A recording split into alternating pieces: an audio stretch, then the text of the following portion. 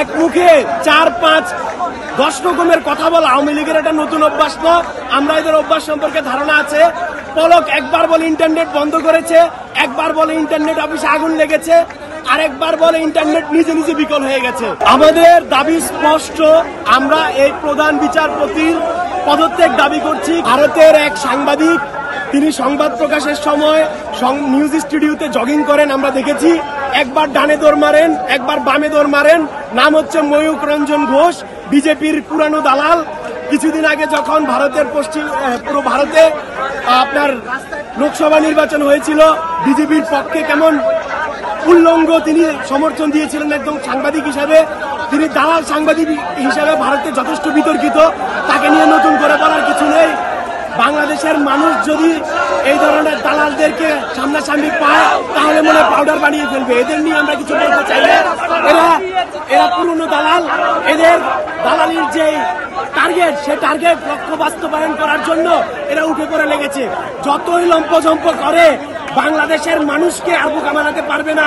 এই বাংলাদেশে ভারতের কোন আধিপত্য চলবে না।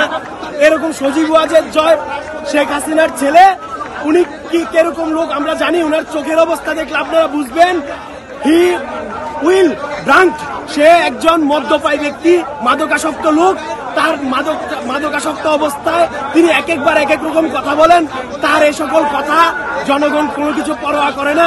এই সন্ত্রাসীরা যখন বলেছিল আমরা হারিয়ে যাইনি, আমরা আছি, তার 2 ঘন্টা পরে দেখেছেন সারা দেশে একযোগে ডাকাতি শুরু হয়েছে।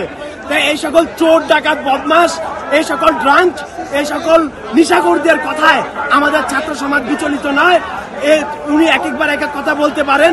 উনি যদি সুস্থ মস্তিষ্কে থেকে থাকেন তার বক্তব্য হবে একরকম, তিনি যদি অসুস্থ মস্তিষ্কে থেকে থাকেন তার বক্তব্য কিরকম হতে পারে আপনারা দেখেছেন। আমাদের দাবি স্পষ্ট, আমরা এই প্রধান বিচারপতির পদত্যাগ দাবি করছি। কেননা তিনি এই আওয়ামী যে ফ্যাসিস্ট রেজিম, সেই রেজিমেরই একটি অংশ, একজন দালাল বিচারক। এই ধরনের বিচারক, এই মানিক মার্কা বিচারকদেরকে আমরা দেখেছি, এদের মুখের ভাষা কতটা অসভ্য। এরা কিভাবে বিচারপতি আছে আজকে বিগত 15 বছর ধরে আমাদের বুঝায় আসে না। এই 5-8 গোলামরা বাংলাদেশের মধ্যে আমরা দেখেছি নিরপরাধ আলেম ওলামাকে কিভাবে যুদ্ধাপরাধী সাজিয়ে তারা বিচার করেছে।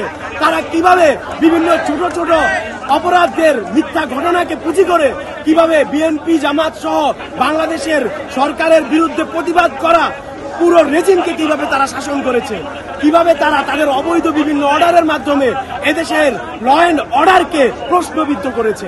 তারা কিভাবে এদেশের আইন, এদেশের মানুষের গণতন্ত্রকে বৃদ্ধাঙ্গুলি দেখিয়েছে। বিগত 3টি অবৈধ নির্বাচনকে তারা বৈধতা দিয়েছে। এই বিচার বিভাগ আমরা দেখতে চাই না। বাংলাদেশের ছাত্র সমাজ, বাংলাদেশের সাধারণ জনতা আমরা একত্রিত হয়ে এদেরকে সমূলে উৎঘাটন করব। প্রধান বিচারপতি সহ সমস্ত বিচারপতিদের বাসভবন ঘেরাও হবে।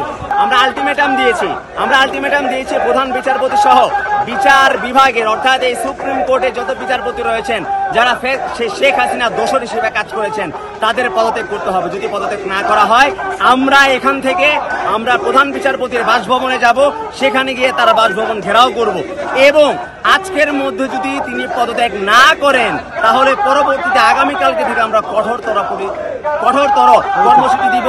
যেইভাবে আমরা চাই না সুপ্রিম কোর্টের প্রধান বিচারপতি শেখ হাসিনার মতো পালাতে বাধ্য হয়, আমরা সেটা চাই না। আমরা চাই তিনি স্বতঃস্ফূর্তভাবে যেন পদত্যাগ করেন।